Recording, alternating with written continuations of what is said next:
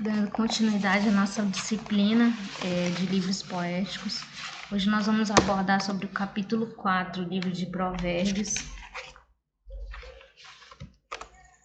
O livro de Provérbios é uma excelente antologia de declarações sábias. Sua beleza poética inspira o leitor a ponderar sobre sua vida, levando mudança de comportamento. Então aí você já percebe que é um livro que nós precisamos ter na nossa leitura diária, né, como cristãos e como partes também de alguma liderança na nossa igreja local. O título do hebraico, né, como vocês veem aí, que significa provérbio de uma abreviação, né, que significa provérbio de Salomão, porque são em maior parte de Salomão. Tá? A data que ele foi escrito, a data provável seria entre 950 a 900 a.C., para a escrita do capítulo 1 ao 24, na metade final de seu reinado, e aproximadamente 725 a 700 a.C. para os últimos capítulos, 25 a 31, que foram compilados, escritos por Ezequias e seus companheiros. Okay?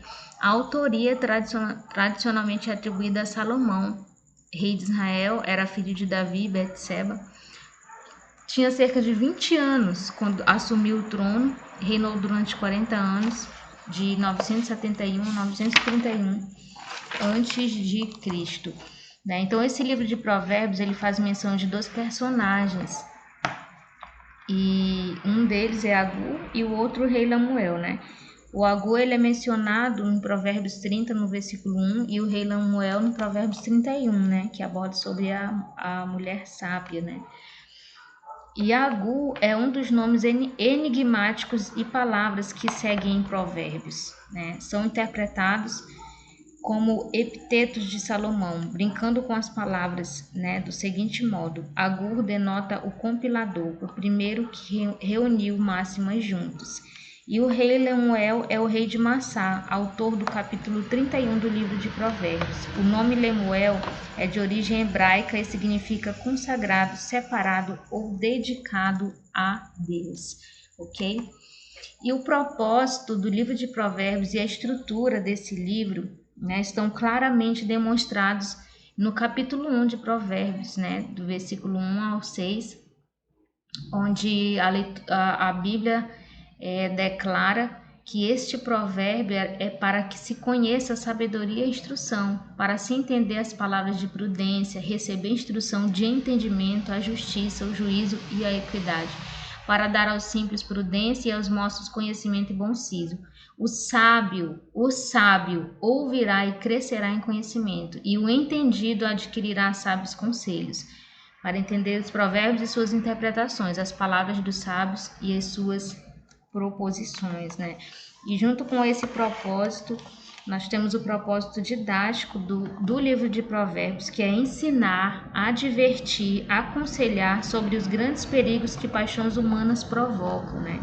O propósito do escritor aqui é traçar um contraste entre as consequências de buscar e encontrar sabedoria, as consequências de seguir uma vida insensata, né? E também junto com este o propósito teológico desse livro, que foi escrito para dar ao povo de Deus um guia prático e memorável de como aplicar o conhecimento adquirido por ele. Aquele que teme ao Senhor já está no primeiro passo ao alcance do conhecimento, né? Então, que nós possamos sempre nos atentar a isso, que aquele que teme ao Senhor já está dando o primeiro passo rumo a esse conhecimento, né? A essa prática, ao alcance desse conhecimento que nos traz sabedoria.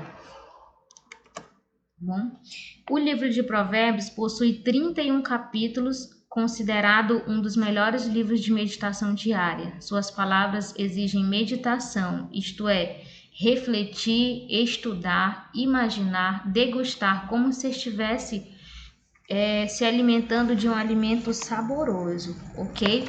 Então fica aí esse breve capítulo, né, que é o capítulo 4, que relata e aborda sobre o livro de Provérbios. E como eu sempre falo em sala de aula para vocês, que essa disciplina ela tem como objetivo geral, incentivar, né, no seu coração, no coração de cada aluno, de cada um de nós, o interesse em adquirir essa sabedoria, né, para a nossa vida e para a nossa vida cristã diária.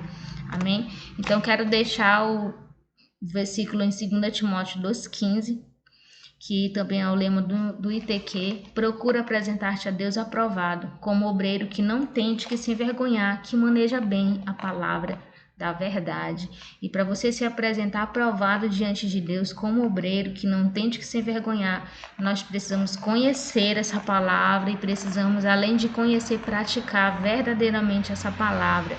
Né? Não sejam apenas ouvintes, Jesus nos orientou, mas sejam praticantes desta palavra, né? Praticantes de tudo aquilo que vocês estão aprendendo mediante a palavra de Deus, tá bom? Uma boa noite, que a paz esteja com cada um de vocês, em nome de Jesus.